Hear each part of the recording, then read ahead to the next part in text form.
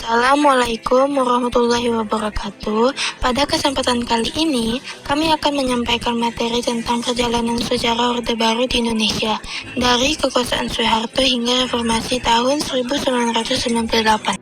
Peralihan kekuasaan dari Orde Lama ke Orde Baru dimulai setelah gerakan 30 September 1965. Saat itu, situasi politik dan keamanan tidak stabil, kepercayaan rakyat terhadap Soekarno menurun, dan mahasiswa menuntut reformasi melalui tritura. Politik kacau dengan persaingan partai dan ketegangan militer PKI. Ekonomi memburuk, inflasi tinggi, harga kebutuhan pokok naik, dan pembangunan terhenti. Konflik ideologi semakin tajam membuka jalan bagi transisi kekuasaan. Pada 30 September 1965 terjadi usaha kudeta yang menewaskan 6 jenderal TNI. Peristiwa ini memperdalam krisis politik dan semakin menurunkan kepercayaan rakyat kepada pemerintah. Gerakan mahasiswa Tritura muncul untuk menekankan pemerintah Orde Lama agar melakukan reformasi. Mereka menyuarakan tuntutan rakyat di universitas dan kota, memperkuat tekanan terhadap Soekarno. Pada 11 Maret 1966, Soekarno mengeluarkan Super Semar, surat perintah memberi wewengan kepada Soeharto untuk menjaga keamanan negara. Langkah ini menjadi awal peralihan kekuasaan dari Orde Lama ke Orde Baru. Setelah menerima Super Semar, Soeharto mulai mengendalikan pemerintah dan menata politik Indonesia. Salah satu langkah utamanya adalah membubarkan PKI dan organisasi pendukungnya, sehingga melemahnya Orde Lama dan membuka jalan bagi era Orde Baru. Kemudian pada 12 Maret 1967, PRS menetapkan Soeharto sebagai penjabat presiden, dan pada 27 Maret 1968, Soeharto resmi dilantik sebagai Presiden Republik Indonesia, yang menandai dimulainya era Orde Baru. Pada awal pemerintahannya, Soeharto berusaha menerapkan Pancasila dan UUD 1945 serta memperbaiki kondisi politik dan ekonomi yang sebelumnya tidak stabil. Namun seiringnya berjalannya waktu, kekuasaan semakin terpusat di tangan presiden.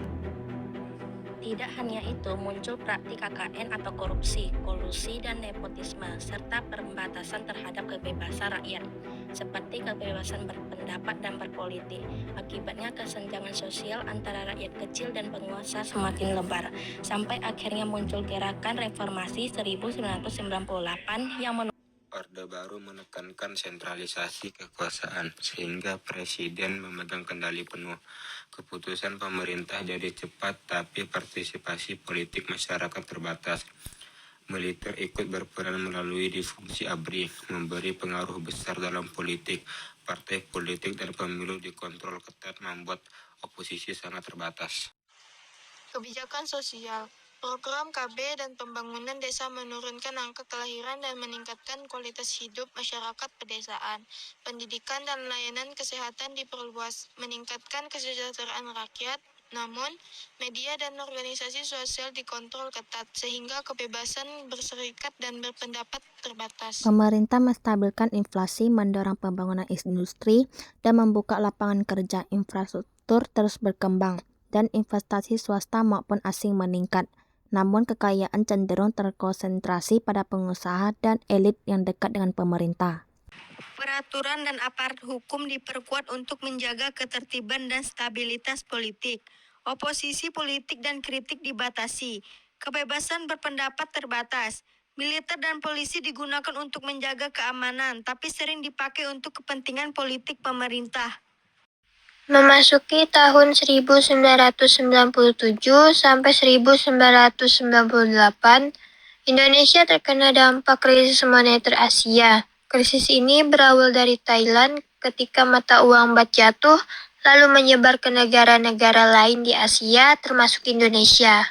Dampak krisis ini sangat berat bagi Indonesia. Terjadi inflasi tinggi, harga kebutuhan pokok naik tajam, banyak perusahaan bangkrut. Angka pengangguran meningkat dan utang luar negeri membengkak. Krisis ekonomi ini membuat kepercayaan masyarakat terhadap pemerintah Soeharto semakin menurun dan memperkuat tuntutan reformasi. Akibat situasi ekonomi dan politik memburuk, situasi di Indonesia semakin memanas dan memicu gerakan reformasi 1998. Mahasiswa dan rakyat turun ke jalan, menuntut perubahan total sistem pemerintahan dan meminta Soeharto untuk mundur dari kursi presiden. Puncaknya pada 12 Mei 1998 terjadi tragedi Trisakti. Mahasiswa Universitas Trisakti mengadakan demonstrasi damai untuk menuntut reformasi. Namun, aksi damai tersebut berujung pada penembakan oleh aparat keamanan. Setelah aksi demonstrasi tersebut, ketika para mahasiswa kembali ke kampus, aparat kembali melepaskan tembakan ke arah Universitas Trisakti. 4 mahasiswa gugur tertembak peluru tajam. Tragedi Trisakti ini menjadi simbol perjuangan mahasiswa dan memicu kemarahan rakyat secara luas.